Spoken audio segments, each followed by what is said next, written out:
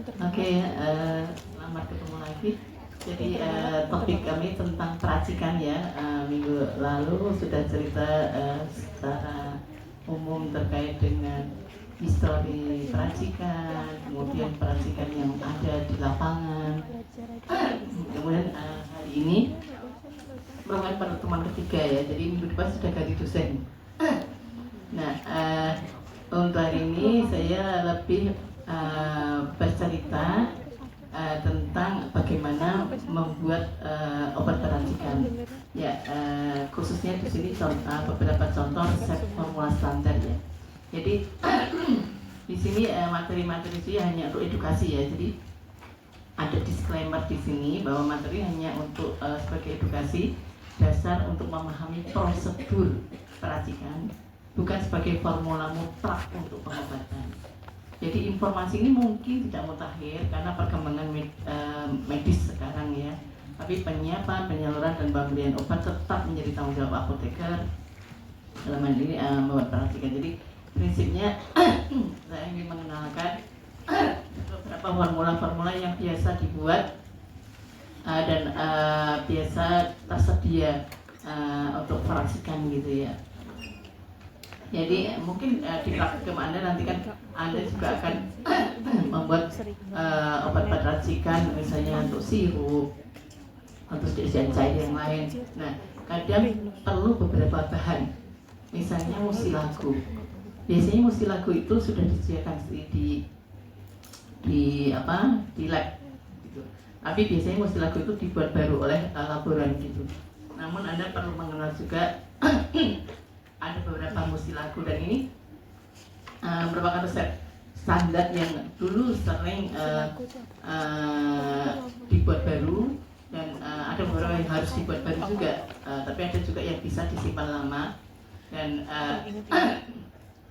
ini merupakan bahan-bahan tambahan untuk membantu kalau mau menyediakan obat peracikan misalnya untuk meningkatkan viskositas atau menstabilkan dan lain-lain. Dan biasanya mengacu kepada formularium. Tapi sekarang formularium itu sudah tidak banyak dikeluarkan karena lama. Tapi beberapa institusi pendidikan kadang dia mencantumkan membuat untuk menjadi bahan diskusi begitu ya. Jadi kita kenal ada mucilago amil, yaitu isinya amilum tricity 2%. Ada mucilago gum arab dan lain-lain di sini. Di sini berbeda-beda karena ada penekanan cara membuatnya juga. Ada yang mungkin bisa dicampur sederhana saja, tapi ada beberapa yang harus diperhatikan urutannya misalnya. Atau cara misalnya di sini mucilago gum arab 40%. Cara pembuatan dibuat dengan menambahkan sekaligus 1,5 kali air. Jadi kan kayak perbandingan antara satu dengan lain, cara urutannya itu menjadi hal penting karena nanti nggak jadi mucilago kalau kita langkah-langkahnya nggak tepat begitu ya. Kemudian bahan-bahan kadang dalam peracikan mungkin perlu sirup. Nah, kita kenal kan ada dua macam sirup ya, dan Anda sudah mengenal persediaan cair ya di farmasika 1. Nah, di sini flavor sirup itu adalah sirup yang biasa untuk tambahan kalau mau melakukan peracikan obat-obat yang diminum oral bentuk cair gitu ya. Biasanya dalam suatu resep dokter menghendaki atau dokter nggak nulis tapi apoteker mesti menambahkan sirup untuk pemanis misalnya. Biasanya sirup simplex itu yang dipakai untuk tambahan dalam suatu sediaan cair untuk pemakaian oral gitu ya. Kemudian ada beberapa preparat emulsi juga dan saya yakin sudah mendapatkan di farmasika 1. Ini sebagai beberapa contoh kan emulsi itu ada alam, ada skura gitu ya. Nah ini contoh dari suatu formularium pembuatan emulsi, misalnya di sini emulsi oleiricini. Ini tipenya oil in water, berarti kan ada minyak di dalam air gitu ya. Dan ada beberapa bahan kalau lihat di formulanya ini ada mucilagonya juga untuk menjadi suatu emulsi di sini. Di sini mucilagonya hidroksi etil selulosa dan fungsinya mucilago di sini adalah sebagai emulgator meningkatkan viskositas emosi itu. Kemudian ada bahan-bahan lain, misalnya ada fungsinya hanya sebagai flavoring agent, ada sebagai emulgator, karena memang tujuannya membuat suatu emosi. Mungkin dalam praktikum Anda akan dikenalkan juga membuat obat-obat ini. Nah, peracikan untuk emosi itu yang penting di sini kan. Peracikan untuk membuat emosi yang penting, kalau nanti kan biasanya ada banyak bahan. Anda mesti memahami masing-masing bahan yang ada di situ.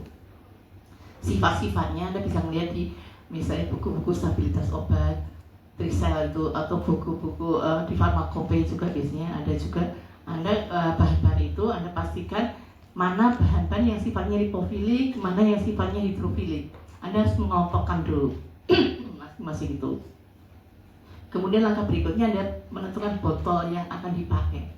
Jadi pilih botol dengan volume lebih besar dari preparat yang dibuat, karena emosi kan merupakan campuran minyak dan air, sehingga perlu bercampur. Sesuatu yang nggak bisa campur tapi perlu bercampur, sehingga perlu penggocokan. Sehingga untuk bisa digocokkan jangan sampai volume botol sama volume cairannya full, nggak bisa digocok. Kemudian emulsifying agent, jadi kan selain bahan lipofilik dan bahan hidrofilik kan beri bahan untuk membantu mencampurkan, itu kan emulsifying agent. Nah, sebaiknya dilarutkan pada fase yang kelarutannya terbaik. Anda harus cek emulsifying agent ini yang dipakai apa, dan dia dilarut di air atau yang di minyak.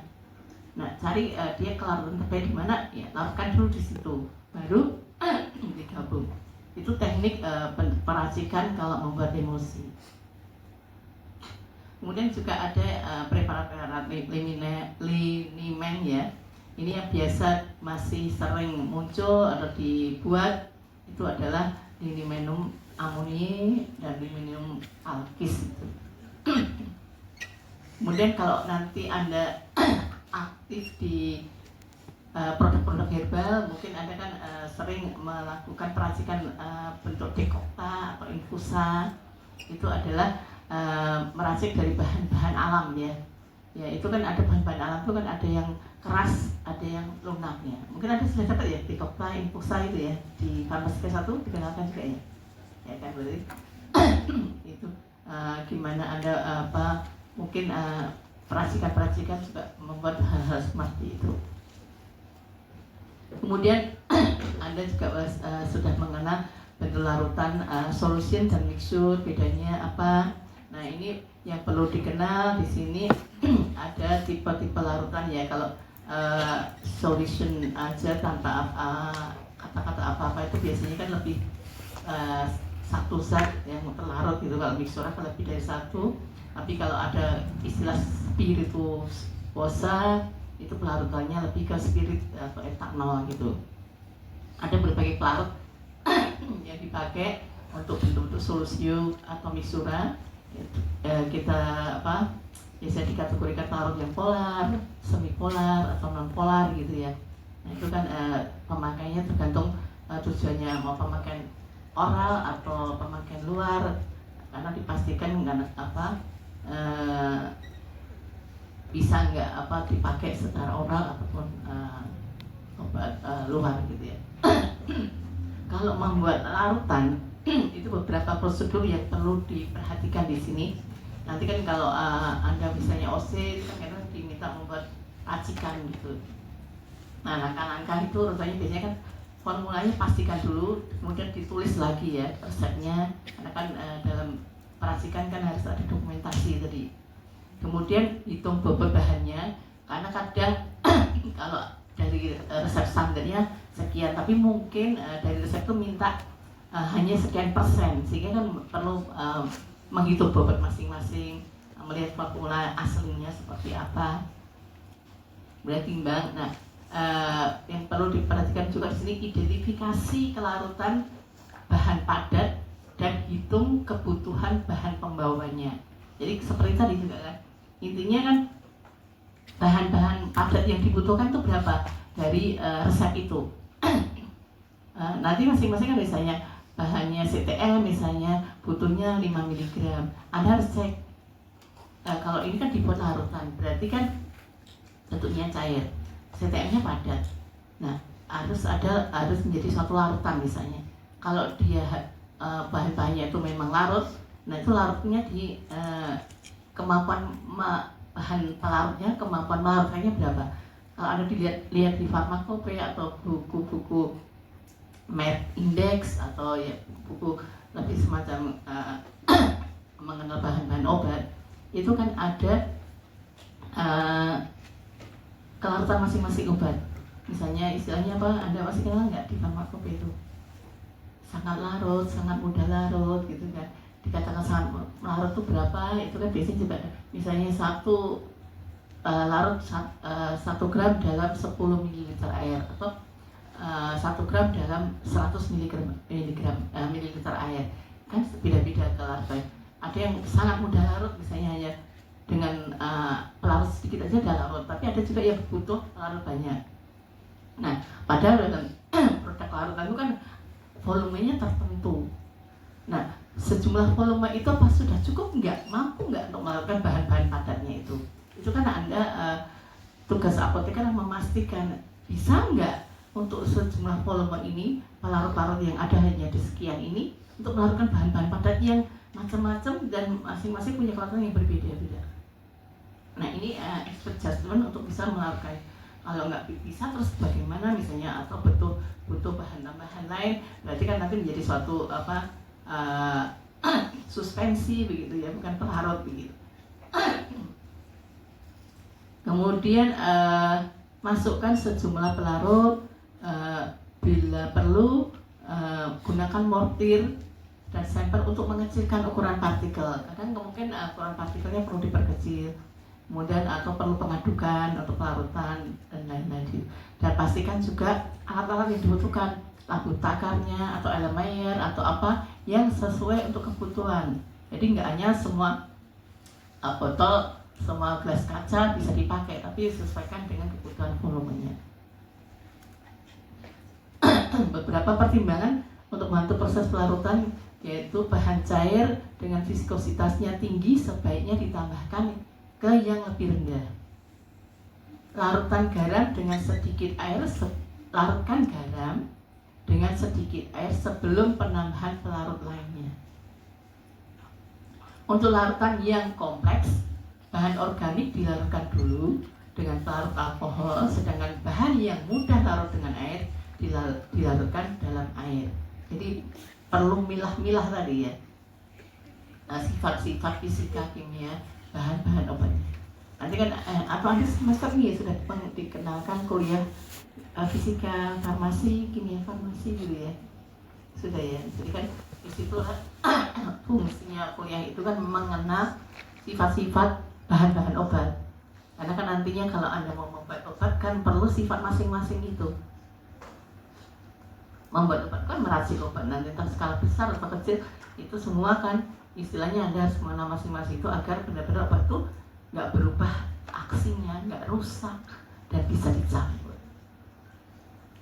Larutan air sebaiknya yang ditambahkan ke larutan alkohol. Nah, kadang kan menyampurkan lagi hidrofil dengan lipofil, air dengan alkohol. Nah, itu katanya air dulu ke alkohol atau alkohol dulu ke air. Itu kan juga akan menghasilkan berbeda cara tekniknya untuk pencampurannya. Ini beberapa formula standar larutan dalam farmakope ya. Jadi Anda mungkin akan melihat beberapa larutan-larutan yang biasa tersedia di sediaan farmasi. Misalnya solusio asetis almunisi, solusio asetis amunisi. Ya, isinya kan kalau yang amunisi berarti 9% aluminium. Kalau amunisi berarti 15% amonium asetat gitu.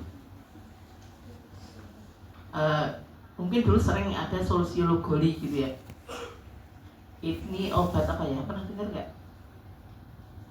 Nanti dicek ya. Ini dulu sering dibuat di praktikum farmasi kedua. Tapi kayak sekarang farmasi kedua praktikumnya lebih ke resep-resep yang untuk langsung ke pasien. Ini kan resep-resep biasanya lebih ke ya bisa juga untuk langsung ke pasien, tapi ya biasanya juga dibuat untuk karena sekarang banyak industri kecil tadi ya untuk membuat produk-produk ini kayak Solutio Acidiborisi itu dulu sering sekali dibuat oleh apotek untuk persediaan, dan ini nama lainnya adalah Chlorium Acidiborik, tapi sekarang sudah nggak ada, atau bisa dikatakan dulu seingat saya dilarang oleh Badan POM untuk pembuatan ini karena ada permasalahan kalau nggak salah kelarutan. Jadi ini kalau Anda, orang tua Anda mungkin masih kenal produk ini, itu Blue Water. Anda pernah dengar nggak Blue Water? Udah nggak kenal ya? Pak sama dulu terkenal ya Blue Water. Akhirnya pernah dengar apa Mbak? Pernah dengar nggak? Ada yang pernah dengar Blue Water? Aku nggak pakai kaos kaki. Blue Water tuh obat cuci mata, ya untuk cuci mata. Dulu apotek itu bisa menyediakan bikin sendiri Blue Water untuk cuci mata. Dan saya ingat waktu saya SMP itu teman-teman saya sering sok beli untuk apa nyuci matanya gitu. Tapi sekarang udah nggak ada dan nggak dibuat. Kemudian peracikan suspensi itu peracikan yang peracikan suspensi dapat dikontrol dengan penambahan flocculating agent merupakan elektrolit untuk meningkatkan particle dispersibility. Teknik agent adalah bahan untuk meningkatkan viskositas. Jadi kan bentuknya suspensi kan sesuatu yang nggak larut, beda dengan solusio dan mixuran, sehingga cara mengontrol, cara membuatnya perlu perhatian khusus gitu ya. Untuk suspensi biasanya perlu digerus secara levigasi dengan levigating agent menggunakan mortir supaya ukuran partikel menjadi lebih kecil. Selanjutnya bahan pembawa ditambahkan ke mortir, campur hingga mungkin.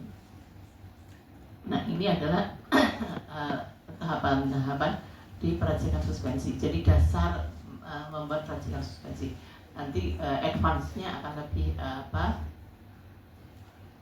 lebih complicated lagi, tapi paling enggak Anda paham kenapa kok ini dulu, kenapa kok itu dulu, kenapa harus dilakukan dengan ini, urutannya apa, semua itu ada aturannya dan ada alasannya. Kemudian mungkin Anda akan di tadi konvensional, dan nanti kedepannya di lab di industri mungkin akan membuat pungenta ya atau salep ya. Karena seperti saya sampaikan minggu lalu juga, kalau di negara maju tuh banyak sekali permintaan peracikan tuh justru obat-obat salep.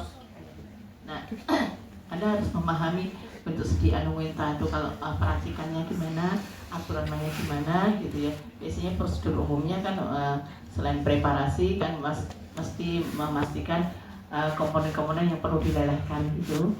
Kemudian mungkin perlu filtrasi karena yang bahan-bahan itu mungkin mengandung bahan-bahan yang nggak ada kotoran-kotorannya misalnya juga. Dan setelah di-melting mungkin perlu dihomogenize misalnya gitu. Nah, ada peraturan pembuatan sal ya di farmakope itu ya. Itu di sini aturannya biasanya zat yang larut dalam campuran lemak yang tersedia. Jadi ada lemak yang tersedia di situ, maka dilarutkan di dalamnya dan jika perlu dihangatkan. Zat yang mudah larut dalam air, karena kan biasanya yang namanya pungenta itu juga ada zat-zat yang mudah larut air atau mudah lemak menjadi suatu bentuk semi solid. Nah, Anda pastikan kalau tadi dengan lihat di farmakope dan ikuti petunjuk itu. Nah, untuk yang mudah larut air, larutkan dalam air dulu dengan syarat air dapat diserap. Nah, nanti kan kalau air kan ini air biasanya kan dalam satu pungenta itu ada air, ada lemak-lemak segala. Nanti kalau airnya nggak bisa diserap kan nanti jadi biasanya sal itu pecah. Jadi keluar airnya, jadi nggak konsis nggak menyatu gitu. Nah ini kan tugas Anda untuk memastikan gimana bisa menyatu. Biasanya perlu bahan-bahan teman yang bisa menyerap air. Kalau enggak ya ini tadi waktu membuat pastikan bahan-bahan itu kalau dilarutkan dalam air kira-kira nanti bahan-bahan lain itu mampu nggak menyerap air yang ada itu. Nah, biasanya perlu bahan-bahan pembantu yang bisa membantu menyerap air tadi. Jika salep dibuat dengan mencairkan, maka campuran harus diaduk sampai dingin. Ya, langkah-langkah biasanya kalau membuat racikan bentuk salep. Ini beberapa konstituen formula untuk pembuatan salep ya. Jadi ada konstituen karbohidrat, minyak dalam lemak, air dalam salep ya. Biasanya bahan-bahan untuk membuat salep kan vaselin ya. Anda kenal ya vaselin album, vaselin plafum. Kalau yang plafum itu kuning, yang nggak boleh untuk mata itu yang vaselin apa? Masih ingat nggak di kuliah farmasi 31? Pernah dengar? Bedanya album sama plafum apa? Putih dan kuning ya. Caranya membuat putih diapakan? Masih ingat nggak? Pernah dengar atau belum pernah dengar? Belum pernah. Biasanya kalau putih itu seingat saya dari kuning diputihkan tuh dengan asam sulfat kalau nggak salah. Tapi Anda coba bisa cek. Nah berarti kan untuk bahan vaselin album itu nggak boleh untuk bahan tambahan bahan untuk bikin salep apa gitu. Karena kan dia ada untuk membersihkannya itu pakai nitrat sulfat gitu.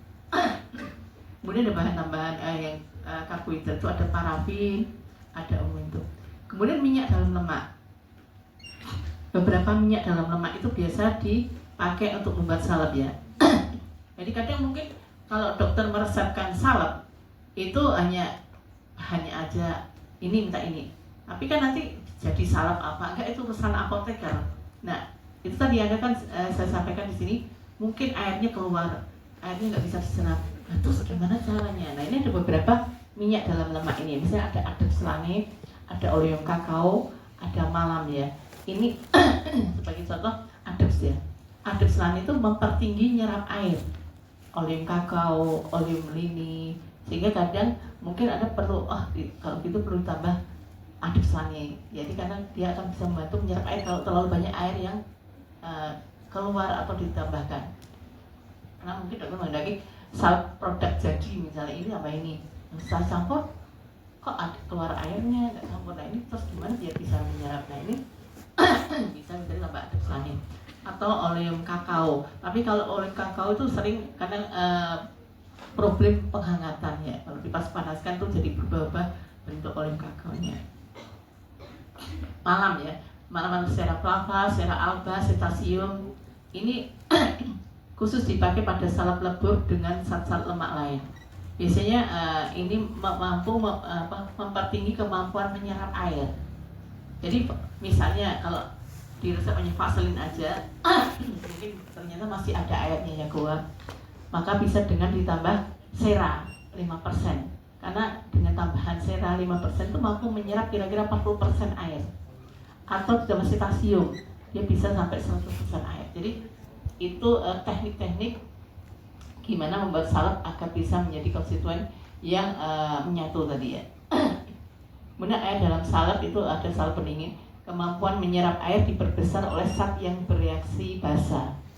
Atau mungkin malah diperkecil kemampuan menyerap airnya dengan adanya antipirin atau fenol. Jadi kadang kalau ada bahan-bahan obat yang ditambahkan, pastikan juga bahan-bahan obat itu kok jadi berubah misalnya dengan tadinya sudah bisa nyatu kok jadi kerang airnya jadi keluar atau nggak menyerap air. Karena ternyata misalnya di sini ada antipirin, ada fenol yang menyebabkan konstituen itu menjadi rusak lagi gitu ya. Ini juga contoh-contoh konstituen salep tanpa unsur lemak ya. Ada augmentum glycerin, carbox, bentonit gitu ya. Ini terdiri dari PEG dengan nomor-nomor yang menunjukkan BM-nya. Jadi Anda sudah mulai dikenalkan bahan-bahan tambahan, sifat masing-masing bahan tambahan. Karena tidak hanya obat, karena bahan-bahan tambahan ini kan mampu memengaruhi kalau Anda memproduksi suatu obat, meracik, mencampur menjadi obat menjadi suatu bentuk sediaan. Jadi ada berbagai jenis bahan tambahan. Mungkin sekarang bahan-bahan itu sudah banyak lagi variasinya, lebih banyak yang baru. Tapi paling enggak kerangka berpikir Anda jadi paham, oh kok ada ini, tujuannya apa kok ada produk baru, bahan baru, oh karena ini ada kemampuan yang lebih baik daripada yang sebelumnya, misalnya gitu. Ini ada konstituen salep tanpa unsur lemak, beberapa contohnya. Kemudian emulsion ointment base itu ada W per O, O per W. Kemudian Anda perlu juga banyak mengenal properties of basis ointment ya. Di sini propertiesnya misalnya water content, kemudian apa ini, washability, mudah dicuci apa enggak. Ini semua tergantung Anda pilihan itu tergantung nanti mau pengennya bentuk sediaannya apa. Beberapa contoh misalnya di sini ada white petroleum, white ointment dan lain-lain, itu yang memberikan properti masing-masing. Ini beberapa ingredient bahan-bahan yang dan juga melting pointnya, sehingga karena kadang menyampur itu kan tadi perlu pelelehan butuh suhu berapa Coba itu aku menarik juga.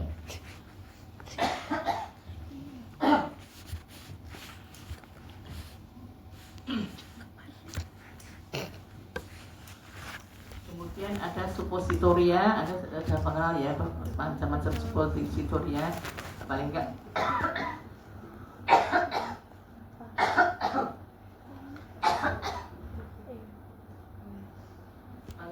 kaki apa yang sudah didapatkan nih? Puasa nggak bisa.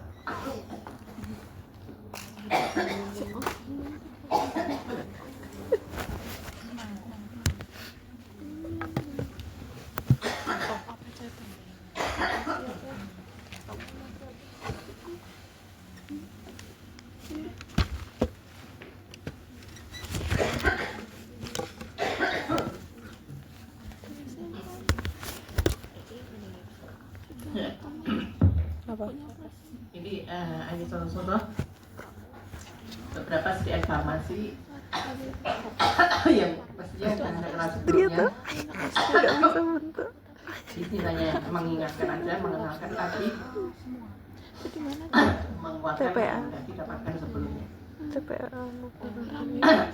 Sekarang sudah Anda kan kenal yang ada senangnya Anaknya juga banyak. kosmetik, sabun, kan ada kenal beberapa jenis sabun ya, ada sabun keras, sabun Aku suka lunak, banget imut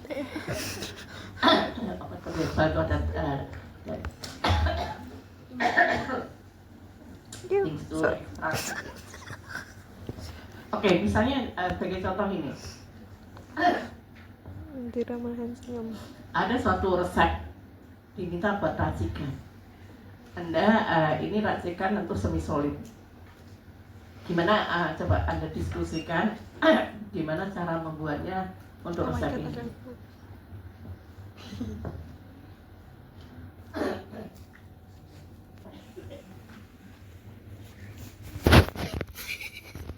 Lihat.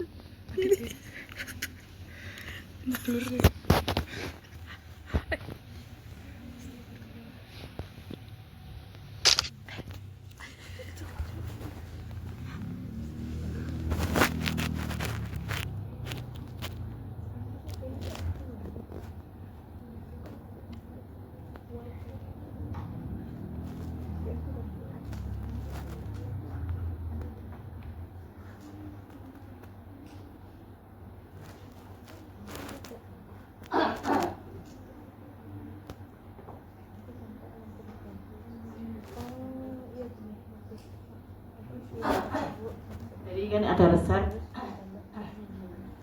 Anda diminta membuat sediaan semi solid. Bahan-bahan yang tertulis di sini ada sulfur 4%, kemudian larutan borowi 10%, kemudian ada triamcinolon, ada petrolatum. Nah, di sini sulfur 4%, berarti kan Anda harus melihat nimbangnya berapa, kan tadi kan Anda harus memastikan ditimbang masing-masing bahannya.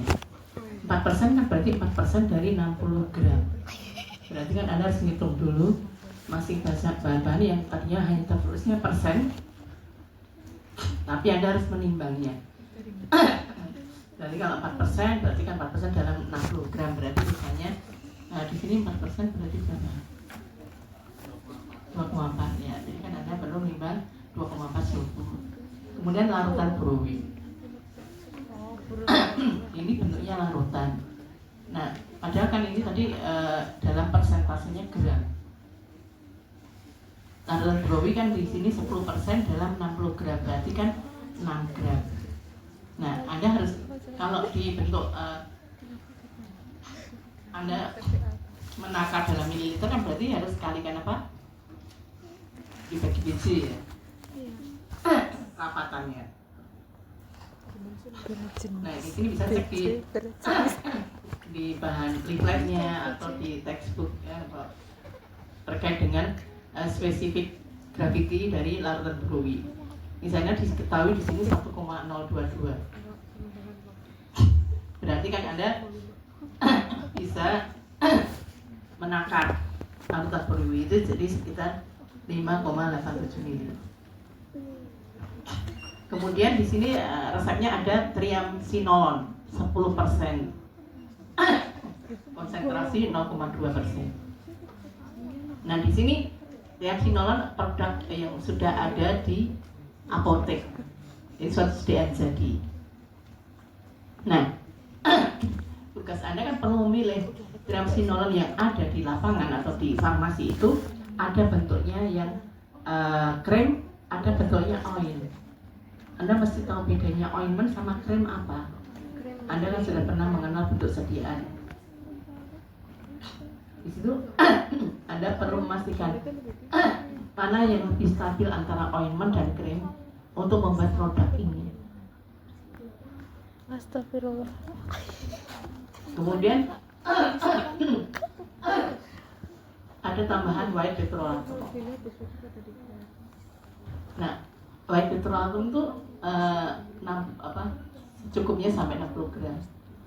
Kira-kira sejumlah ini itu mampu nggak menyerap air yang ada di resep ini? Resep ini kan mengandung air. Airnya tadi kan larutan bromid. Larutan bromidnya sejumlah 5,87 mili. Apakah white petrolatum ini konstituen untuk membuat salep ini cukup nggak sejumlah berapa gram ini untuk menyerap sejumlah air 5,87? Kalau nggak cukup gimana caranya? Itu ya. Tadi kan saya sampaikan ada berbagai konstituen, misalnya ditambah serum apa, selain itu kan mampu meningkatkan penyerapan air. Nah itulah. Jadi ada resep dan apoteker tuh mesti memastikan pembuatannya begitu. Sudah.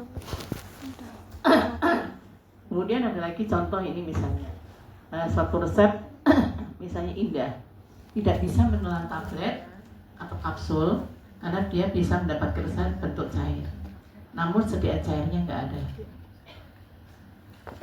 Kemudian dokternya meresepkan terazozin misalnya 15 mg per 5 ml dalam cairan 70 ml. Aturan pakainya 3 kali sehari 1 sirop teh. Di apotek tersedianya terazozin bentuknya puder. Kemudian sirupnya, sirup untuk tambahan ini adalah cherry sirup serta air murni. Jadi gimana caranya serbuk tadi menjadi sirup? Pakai cherry sirup dan air mineral. Cherry sirupnya berarti kan hanya lebih pemanis saja misalnya. Nah ini bagaimana cara langkah-langkah membuatnya? Anda perlu membaca literatur, dilihat di literatur bagaimana kelarutan masing-masing obat ini. Dalam hal ini adalah terazozin. Terazozin larut nggak dengan sejumlah air tersebut? Misalnya susah larut, berarti kan Anda perlu cek perubahan tambahan lain nggak gitu. Anda referensi yang bisa digunakan misalnya juga melihat trisel stability of compounding formula untuk memastikan stabilitas dari bahan ini. Apakah terazozin stabil nggak dilarutkan dalam air misalnya. Kemudian nanti perlu juga langkah-langkah pembuatannya, urutannya. Kemudian juga menentukan beyond due date yang nantinya lebih jelasnya akan didapatkan di kuliah berikutnya gitu ya. Dan labeling gitu juga akan diberikan kuliah berikutnya. Ini contoh-contoh penerapan, contoh-contoh kasus untuk pembuatan sediaan racikan begitu ya. Ini referensi. Oke, sampai di sini ada pertanyaan.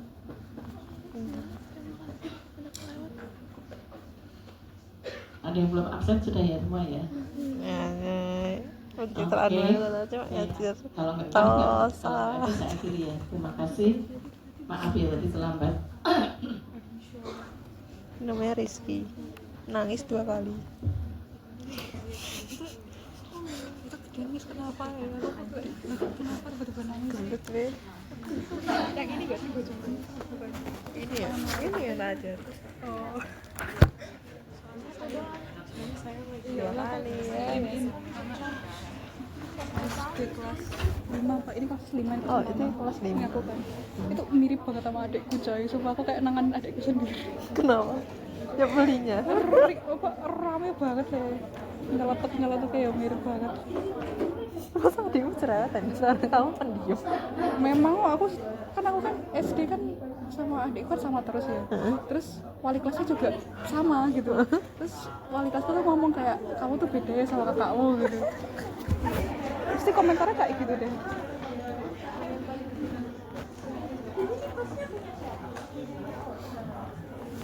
Ini aku suka banget tadi yang imut-imut gini.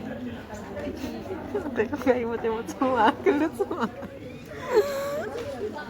Nah, ini tersangka, ini yang membuli, yang membuat Siping nangis. Siping mana? Yang tadi yang ajar. Iya. Katanya. Nah, iya Saka. Rame coy tapi itu. Rame banget tanahnya.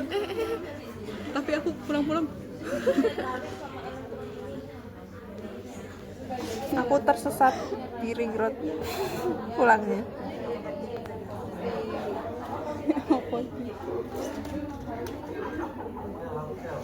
Ya. Banyak yang ketiduran. Parsial negatif. Enggak, tadi aku habis subuh nggak tidur.